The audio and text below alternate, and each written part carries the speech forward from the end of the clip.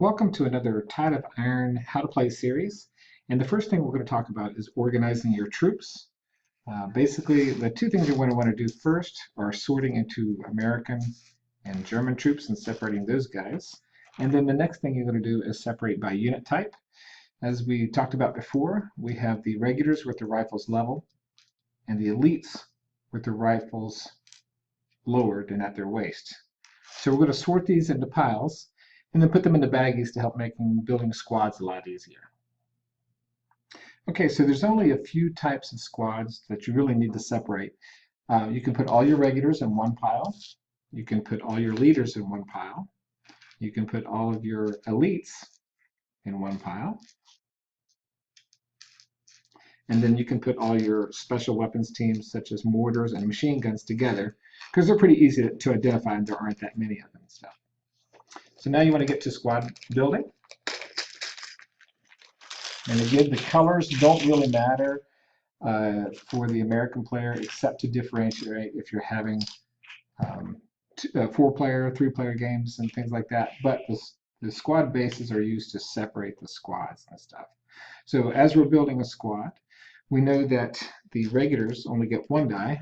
Are you looking at our sheet here? Each one of those guys gets 1 firepower or 1 die. And then the elite players, they get 2. And that's basically how you calculate how to build your squad. Or if you're not sure, just use all regulars or use all elites or whatever. So if you have a squad of 2 regulars and 2 elites, you know you're going to have 1, 2, 3, 4, 5, 6 firepower and a regular attack and things like that. So let's pull out a scenario card and we're going to build our squads. Take a look at that. So now we're going to look at our scenario notes. And you'll notice in the very first scenario, it tells you exactly how to build the squads. But again, you can build this however you want. So, but they're looking under the setup. Now, you're not going to have these pre-built squads for your other scenario, so it's important to know how to do this. So under setup, you've got 5 squad bases for the Americans. And I like to pull those out and set those out first, because if they don't match, I know I've done something wrong. I count out the 8 regular infantry, and I put those here. 7 elite guys with all the rifles level. 1 officer, and 2 mortar crews. Okay, and so now we just simply start building the squads. And again, this scenario card gives you exactly how the squads are supposed to be laid out, just to help you get started. And then they show you the general areas. They show you the objective points here, and they show you which direction is north is, and then the victory marker, which is here. All right, so let's go ahead and get the squad started. So looking at squad 1, I've got 2 regulars, an elite, and a leader. So I'm going to snap those into the base here.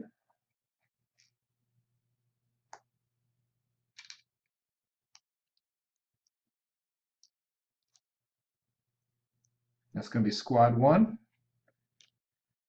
Squad 2 is going to be the mortar teams.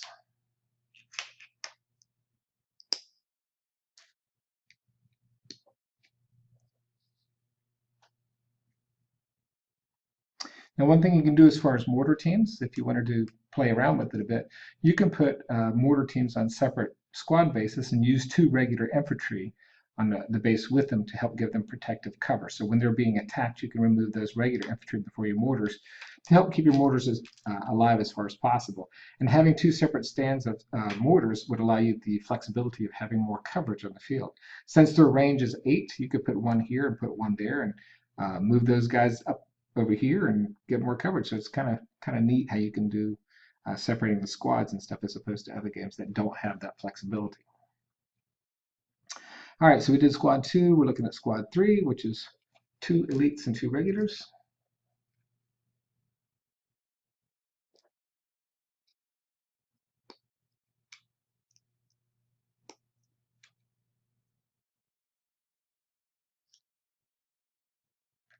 That's squad 3. Squad 4 will probably be the same thing.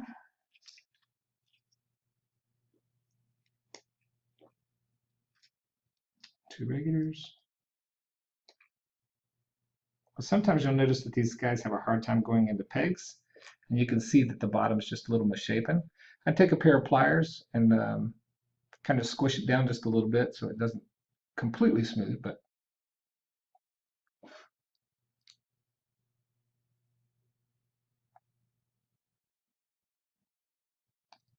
since I don't have that with me, I'm going to use my teeth.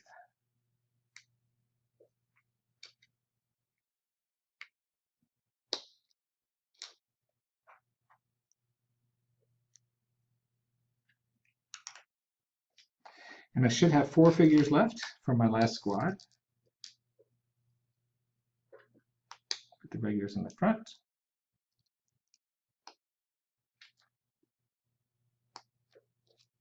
And if you don't like taking these in and out, you can actually store these in the box. Like say this unit doesn't take any hits at the end of the game, you could just put it in the box like that. You don't have to disassemble and reassemble it every time. All right, so now the next thing we're going to do is get our boards out. So as you can see, with Tide of Iron, you're going to have a lot of boards. And as you get more expansions like Desert Fox and the Stalingrad, things like that, it's going to be a lot easier if you keep these in numerical order.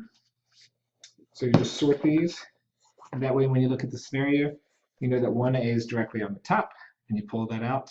You look at this number here, and you match that.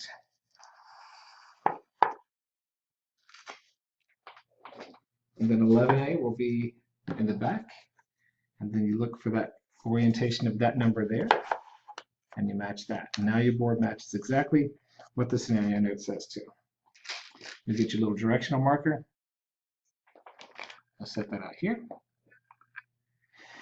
And then you deploy your squads according to the notes here. So squad 1 and 3 go into this building.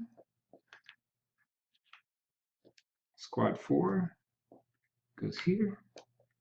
Squad 5 goes here. And squad 2, which is the mortar team, goes here. And that's it for deployment. You might want to put the markers out. So each time you control this objective, you get one of those little coins at the end of during the turn. And you also need your initiative cards, which are here somewhere, to put your coins on at the end of the turn. And then we'll go over basic movement and such. Okay, so now we've got our scenario complete for Clash of Elites. And we're going to take a look at the background information. It's Carentan, June 13th, 1944. The capture of Carentan is essential to consolidating Utah and Omaha beachheads into a single defensible position.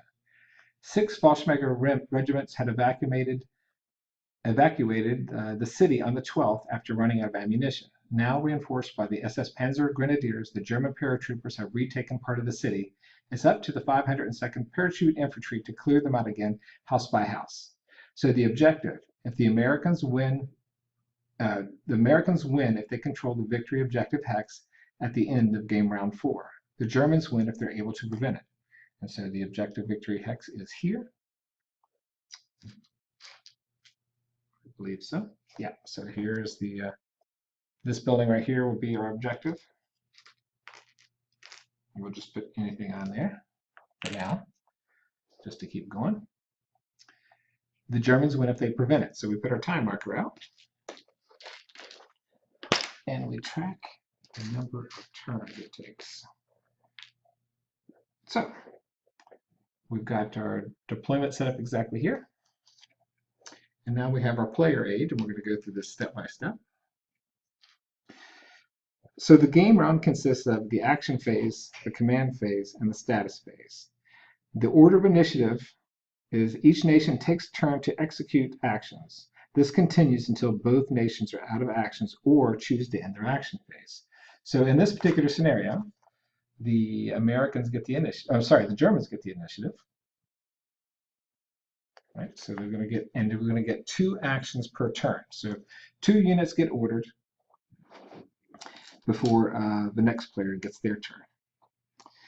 So let's see. In order of initiative, each nation takes turns to execute actions. So the first thing that's going to happen is the German player is going to put one of his units in opportunity fire mode. Now, later on, after you play a turn, you can place your units in op fire mode. But as an action for this turn, we're going to place the machine gun in op fire mode. When those guys move in front of us, we're going to be able to fire at them. So looking at our sheets here, we can also see what our range is for our weapons and things like that. And the range for the German player is, range for machine gun is a range of 5 against infantry with a firepower of 4. So the range of the regular unit that's with him is 4. So the German player, the machine gun can shoot 1, 2, 3, 4, 5. And if the unit is within 4, they can participate also, and then the leader as well.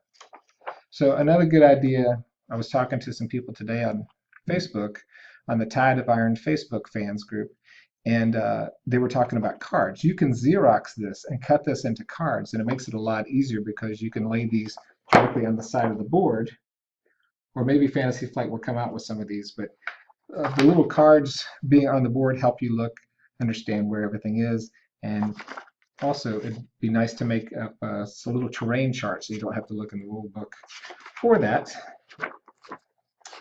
But going forward, so the first action we're going to do is go into Opportunity Fire, and the second action the German player is going to do is he'll go into Opportunity Fire with this guy right here. Now the difference between Opportunity Fire with a machine gun and Opportunity Fire with the regular infantry is that the machine gun can fire over and over again without fatiguing. If this unit fires an Opportunity Fire, he will become fatigued, meaning he can't do anything else for the rest of the turn. Until the end of the turn, he's flipped over. So for each time that a unit moves into a hex in front of him, he can fire if he has line of sight to it. So it's the American player's turn. And so the first thing he's going to do, and the first thing he probably should do, is take his mortar team and try to suppress the machine gun team. But just to kind of not overcomplicate things at first, we're going to go over basic moving and basic firepower and things like that. So for the move phase, this unit will move, and his movement is 4, so he can move 4 spots in the open. So since he's so close, let's just do a regular move to make it easier. We'll do 1,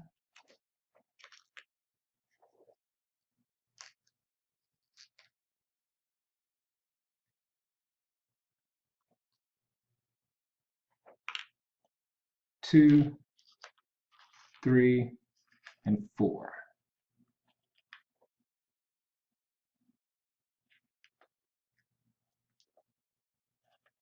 Okay, now that unit is fatigued, and that's all he can do for this turn. This unit will do a standing fire. So what happens with fire attacks is, let's fatigue markers. As a fire attack, so we count the number of firepower that each unit has in that squad. So we have 2 regulars and 2 infantry, so it's 1 dice per unit there, and 2 here and 2 here. So that's a total of 6 die that the American player would get to throw. Now, since the German player is in cover, he will get a cover roll for save of 3. 3 red die. All right.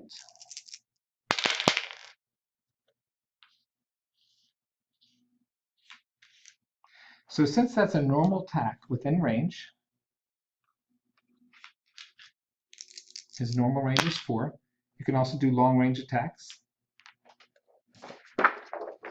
So let's go to resolving an attack. At normal range, you hit on 5s or 6s, which we have 2 hits there. And the red dice always succeed on 5s and 6s. So we have no saves. We have 2 hits there. And since that's a normal attack, we'll remove 2 of the weakest units just to help protect us. So since our leader was in that hex, I'm sorry, there wasn't a leader there. And one thing he could have done, since he was in opportunity fire mode, well, I'm sorry, he didn't move. Never mind. All right, so he fired. And we get a fatigue marker.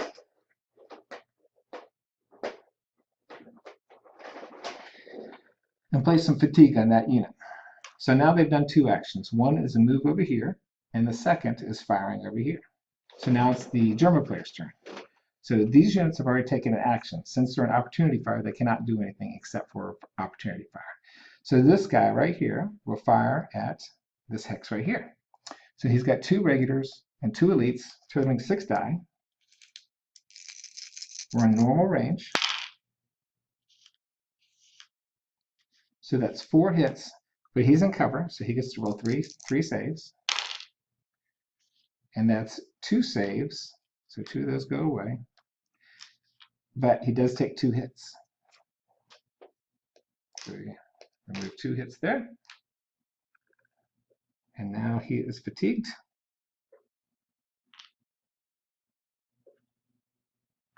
And he gets to do another action. So this unit will move up into here, which the American player can take opportunity fire if he wants to, since he moved, but he gets the cover save. So he'll take opportunity fire. Oh, he's not an opportunity fire. Sorry, it's him. So this is what there. So he'll move up to here, and that's all he can do for this turn, unless he wanted to do an assault move, which he didn't declare before. So he's fatigued, and that's 4 for the German player, and now it's the American player's turn. American player decides to fire with this unit. Let's do the mortar attack. So the American player can see with one of his units from here to here. All right.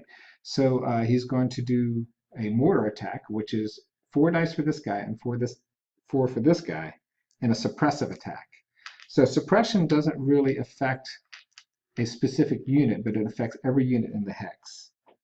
And that can be really bad because it doesn't really do damage as much as it does keeping the units from moving or suppressing them or keeping them from being able to react. So for the mortar's action,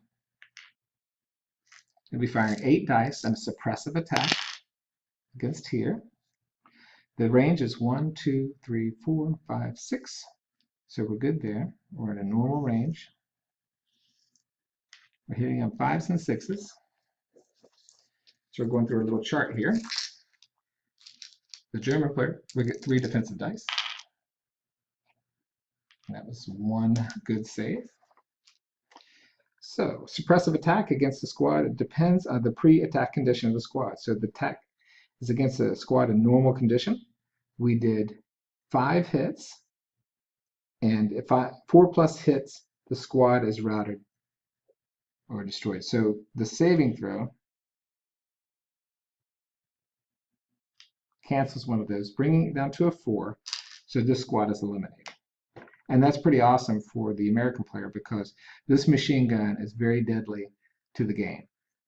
As these guys are moving forward, if you do the opportunity fire, again, he won't be able to be fatigued. He keeps firing as long as you keep moving. So since he's out of the game, that is a very good thing for the American player.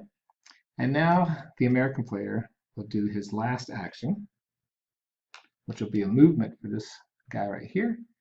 And he will go try to get into this building. So it's 2 points to get into a building. So he has a movement rating of 4. So he'll go 1. And so this unit here could declare opportunity fire. He's 1, 2, 3 away. So he'll roll his normal attack of 2 attack dice for the elite and 2 attack dice for that elite. A total of 4. He's in the open, so he won't get any defensive rolls. So that's 2 hits, no defensive roll. So that unit's dead and removed from the game. So since that was a regular infantry that was attacking, he gets fatigued. Everybody's fatigued, and it's the end of the turn.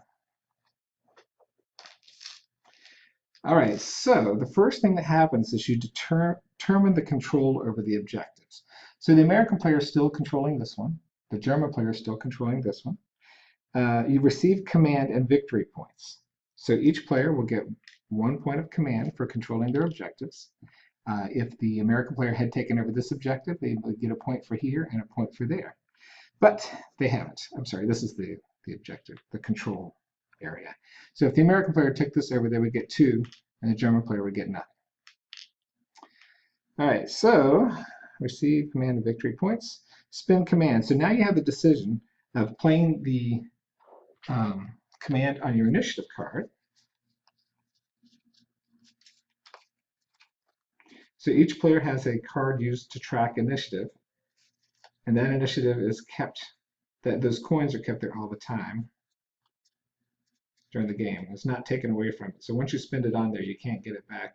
Or you can spend that money on a command card. So you can lay a command card in front of you, place that coin on it, say, I want to do that action. But in this very first scenario, you don't get that option because there are, so this is a command cost of 2, it would cost 2 cards for this card to come in. But, so in this particular scenario, the American will keep 1 player on his initiative card, the German player will keep 1 in his hand, or 1 on his card, whatever he wants to do. Okay, so after you spend command, you determine initiative. So whoever has the most of these on their card is going to win the initiative. So if you held back this to play a command card, the American player would have the initiative. In this situation, in case of a tie, the initiative goes to the player who does not currently have it. So the German player started with the initiative this turn. You would pass the rifle back to the American player, and he gets to go first this time.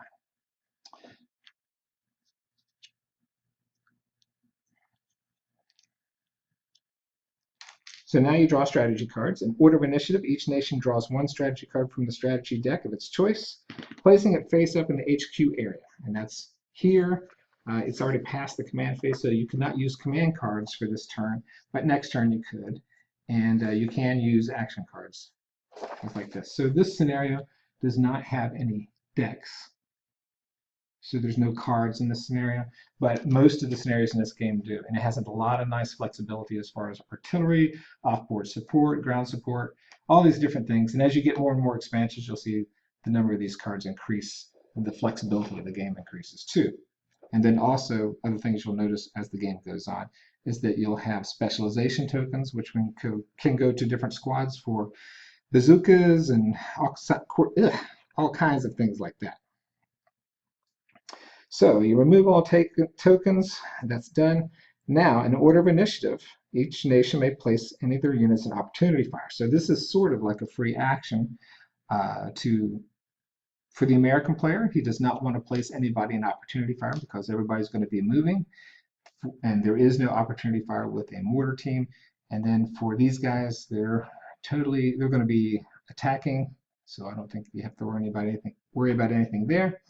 And then these guys, we will put these guys in opportunity fire back here just to provide some covering fire as they're moving forward.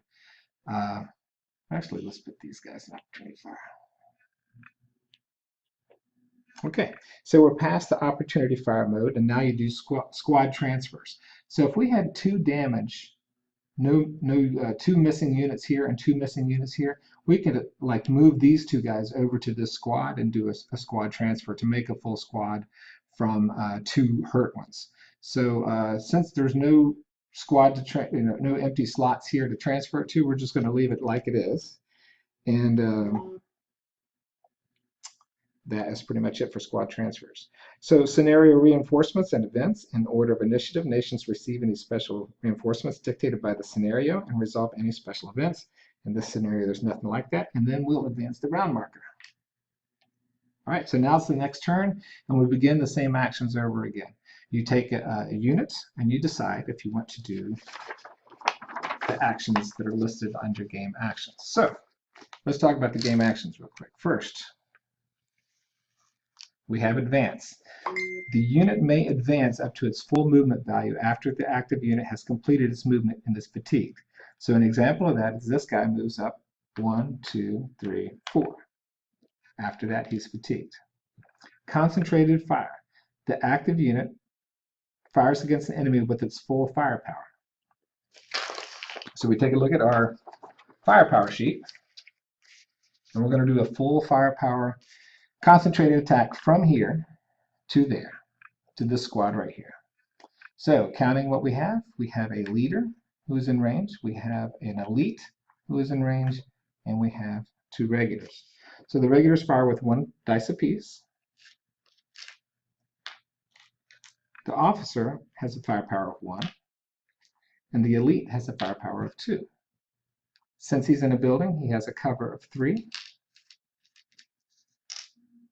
We roll our attack.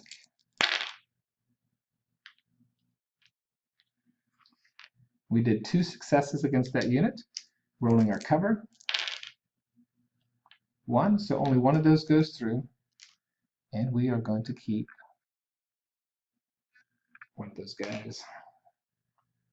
And he's still alive. Okay, so that is an example of concentrated firepower. So our next example would be fire and movement. The active unit fires against the enemy unit with its full firepower value. That's the wrong one. The active unit moves on the game board and may make an attack against an enemy unit. The active unit may A, move, then attack, or attack, then move. So this unit here will do a fire and movement. He gets 1 less movement point for that, and he's just going to try to move to safety after he fires. So he gets half of his firepower. He's a 2, so he'll only get 1 dice attack here. It's a failure, so there's no use in rolling his cover roll, and he'll move back to here to sort of protect that objective. And later on, if we have a damaged unit, we might move back there and try to do a squad transfer to help protect the objective, the game objective. He's fatigued, and that is an example of fire and movement. Fatigue unit. Okay, so we've gone 1, 2 fatigues. Now it's the American player's turn. We are just going to decide this unit doesn't have anything to do. We're going to fatigue him. And fatigue him. And that would be an example of fatigue, which really isn't done that often, so we're not really going to do that this turn. Prepare for fire. So you can place a unit in opportunity fire mode. So if as an action, I can place those guys in opportunity fire mode. An assault, that if I'm in the space next to somebody, I can go into an assault with them. The active squad may move on the game board, after which it may make an assault attack against an adjacent hex containing 1 or more enemy units. A squad taking assault actions will receive 1 fewer movement points during its activation, and a squad containing a heavy infantry gun may not be activated with an assault action. So those are too heavy and too bulky to carry into like a melee, but that's how that works. The next thing is activate a strategy card. So if I did have a strategy card, especially like a card, if I wanted to do an action card, and I pay the command cost to do that card, and that would be considered my action. And then special actions are typically made by strategy cards, operational cards, and sometimes even the scenario itself. Effects and special abilities that require an action are always state as an action in their text. Those are all the actions that you can do. Again, the base scenario really is not that much to it. You don't have that many units, and taking out the machine gun was absolutely devastating to the German player, because that is where most of the focus is in this scenario. Is the machine guns just tearing up the American system moving forward. So it was a great shot by the mortar team to take that out, and you advance forward. Again, it's a 6-turn scenario, and if the American player is able to get to this objective here, they would win the scenario, and that's the end of the game. So hopefully in the next video, we're going to cover how tanks work, which adds a lot of movement, a lot of armor, and armor works similar to cover as far as how the saving throws go. And stay tuned, and hopefully we'll be able to get you up and running on playing Tide of Iron.